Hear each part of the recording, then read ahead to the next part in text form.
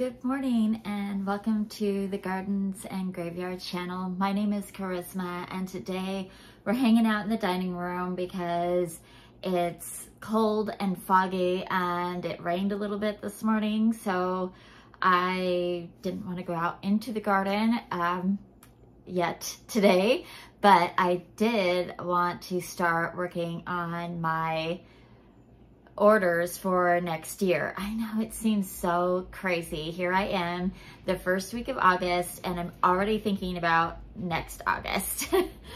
But that's the reality of a gardener's life, and if you want to always have something fresh and new and blooming in the garden, you have to think ahead of, you know, your timeline. So obviously I would suggest, highly suggest and recommend that you go to your local garden center every single month and see what they're selling, what's in bloom, what is like a wow factor catching your eye, like, oh, I want that in my garden.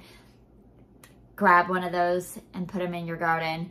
That way you have constant color or texture, or something that really pops every month in your garden. And if you want to get overzealous, of course, you could go every single week and just keep going, keep going. I am at the point in my garden where I have to be very selective of what is going into the garden because I am just about out of space.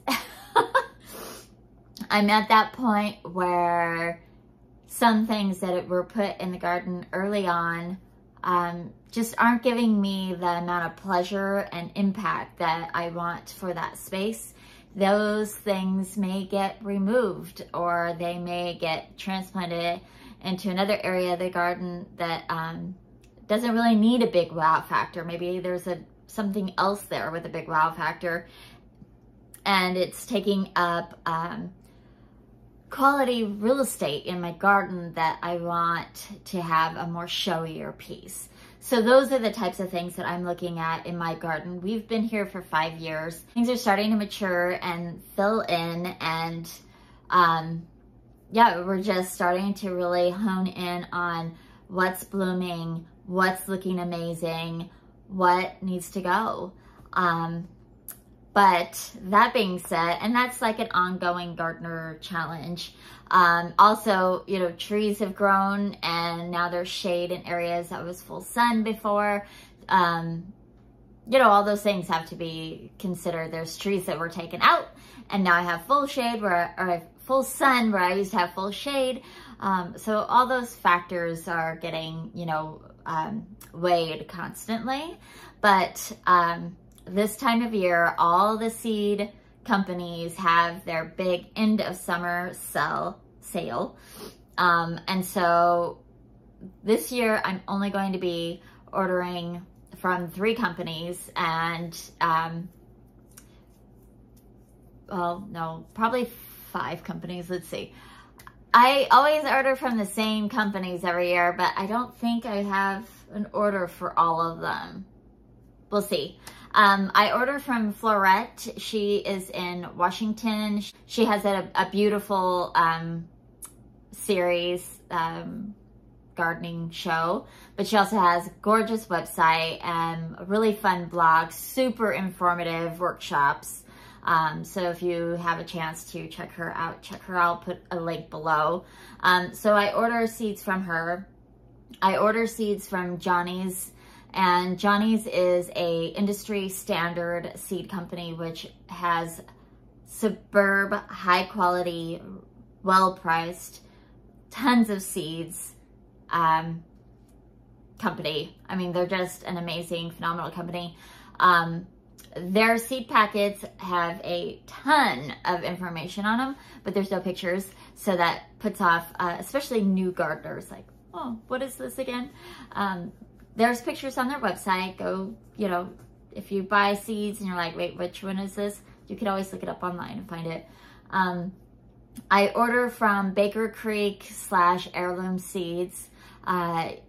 I don't order a lot from them, but I do like to support their company.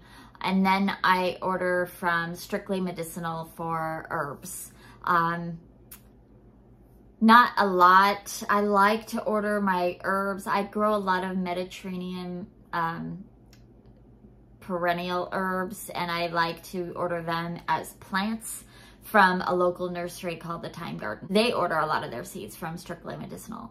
So I'll link all those seed companies below, but I am looking at all of their websites and trying to like hone in on what exactly I'm gonna grow and what do I really need seeds from. The other thing, as my garden matures and fills in, getting 1,000 seeds for something, it's just not, you know, even if it's only $6 for a packet of 1,000 seeds, that's great, but I only need one plant. So I'd rather pay 10 bucks for a grown plant that's already established and just get it in my garden, in a lot of cases. Not every case, but a lot of cases.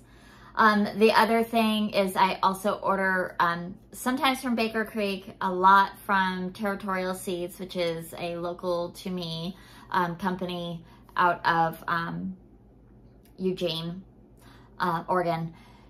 They have a ton of vegetables, so I do order some vegetable seeds from them. And then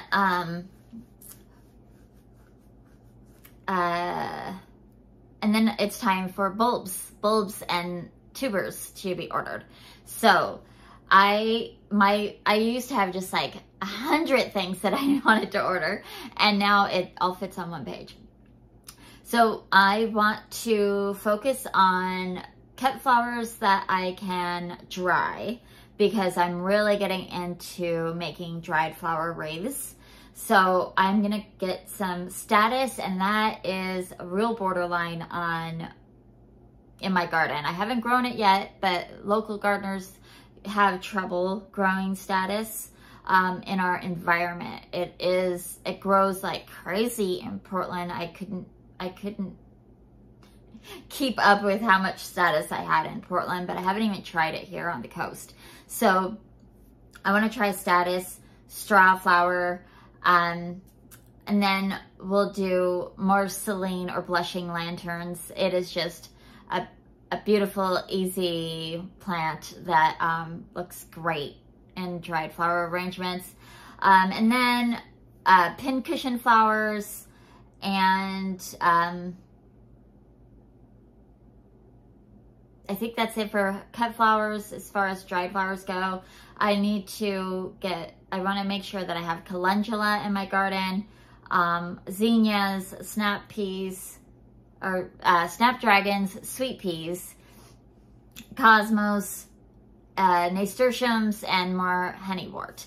So I wrote my list of seeds that I want for flowers, and then I went through my Google Sheets inventory and determined what I actually need to buy, because I already have a lot of seeds. So this year I'm going to be buying Statice, straw flower, sweet peas, cosmos, and I have calendula and zinnias, but I might want another color. So we're gonna add in some more color there. As far as vegetables go, I don't grow a lot of vegetables. I grow peas every year. I grow potatoes every year. And then everything else is just kind of mishmash. So I buy tomatoes or peppers already grown, because I just don't have the room to grow multiples. So I'm not going to buy a packet of tomato seeds, baby them for 8 months, and try to grow one tomato plant. I'm just going to go to the Master Gardener sale and buy a tomato plant for myself. I know I'm building my greenhouse, and it's really tempting to like try to grow all the things, but the reality is that those things have to come out of the greenhouse and be grown in the garden, and I just don't have the space in the garden for that many things. So I will be buying some new pickling cucumbers and some bush beans. I've never grown bush beans. I've always grown vining green beans. So I want to buy some bush beans and see how those do, if they're more prolific for me. But that's going to be it as far as vegetables go. We always buy our potatoes locally, and I save my seeds for my peas, so I always have plenty of those available. And then we've got bulbs, and I buy a lot of bulbs, so we won't need as many this year of daffodils. We have quite the inventory of daffodil bulbs that I grew in containers last year that I've taken out of containers, and they can go out into the garden. So, but I will buy a couple of packets of daffodils, probably like 50 daffodils this year, rather than a couple hundred like I have in the past, just to make sure that I always have daffies going. I want yellow and white tulips this year, so I'll be buying a couple of varieties of yellow and white tulips. And then I always get Queen of Nights because I never want to be without my Queen of Nights. And then I want to get some Globemaster alliums, which I don't have any of those. Those are the really giant ones. And I want Serendipity alliums, which are little drumstick alliums. And that is kind of it. I will be picking up some peonies. I want a dark red peony and a yellow peony that I want to add into the garden. And then there are 3 dahlias. I know, so many dahlias. There are 3 more dahlias that I really want to add into the garden. I don't remember the name of them. I'll put the pictures up on the screen. But they have a really dark purple foliage, and one is red and one is yellow. And the other one that I want to add in is Pooh Bear. I have been right on the edge of buying Pooh Bear for a while, and it's just time. I just want it in my garden, so I'm going to add it in this year. I'm hoping that I can go to the Dahlia Festival and just pick them up directly, but I don't want to lose my opportunity to get them, so I will order them online and select to pick them up from the farm if the dates coincide with when I'm going to be up in that area. Because the dahlia farm that I pick up, I buy my dahlias from Swan Island Dahlias in Canby, Oregon. Gorgeous, gorgeous fields, and I really hope that I have an opportunity to get up there and share the fields with you this year. And then the peonies, I'm going to be picking up from Glencoe Farms, which is another local farmer here in Oregon. So that is it as far as our seeds and tubers and bulbs go. Of course, we'll be picking up plants along the way. Of course, you know, if we're at Costco, if we're at Weimart, and we see some bulbs that really catch our eye and we want to try them out, we're going to do it. I would like to have more lilies in the garden. There's especially this double flowering lily that's, there's 2 different ones. There's, it's like Sweet Rose Samantha, and then there's a Tatiana.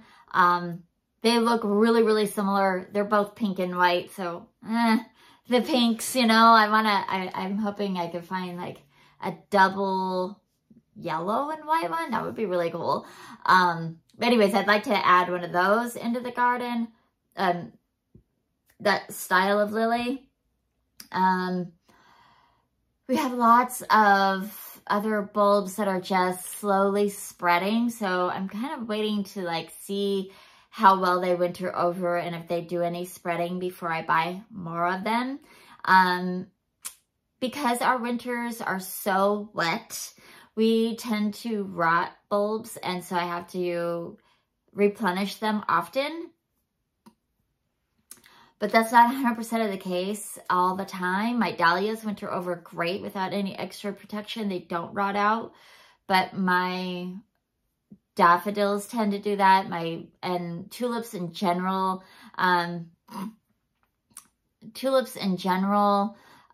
They just kind of slowly fade away. They don't really naturalize in a lot of environments. So those, I'm always you know, buying more of as well. As far as the flower seeds go, those are usually annuals that I just, you know, they don't come back. Some of them will self-seed, and some of them will come back, but most of the time, they're just annuals. And then, of course, our big, huge color for the summer and spring, I buy Proven Winners, Super Tunias, Mini Vistas, and Super Bells. And I buy those from Godfrey Nursery in the springtime. And I just buy them as, you know, they're just as plants. They don't come as seeds. So that's a whole different order. And, you know, I'll share that process with you at a later date, which won't be, you know, probably another 6 months from now. But right now in August, we're thinking about bulb orders, seed orders, and it's time. And also, if you are looking to add trees into your garden, the fall is an excellent time to plant trees in your garden. So if you have an opportunity to order some specific trees that you want from a local nursery, now's the time to go talk to them, because they're putting in their orders to get into the nursery this fall. So that is going to be it for me. This, you know what? I probably will pick up a pumpkin seed, because the local places never have the pumpkins that I want. So even though I only want like 2 pumpkins, I will probably buy a packet or 2 of pumpkin seeds. Seeds will last in their packet for 2 or 3 years if you keep them in a cool, dry place. So don't be afraid to buy a bunch of seed, you know, a packet of seeds with a lot of seeds in them, and you only use, you know, 10 or 12 seeds or 4 or 5 seeds.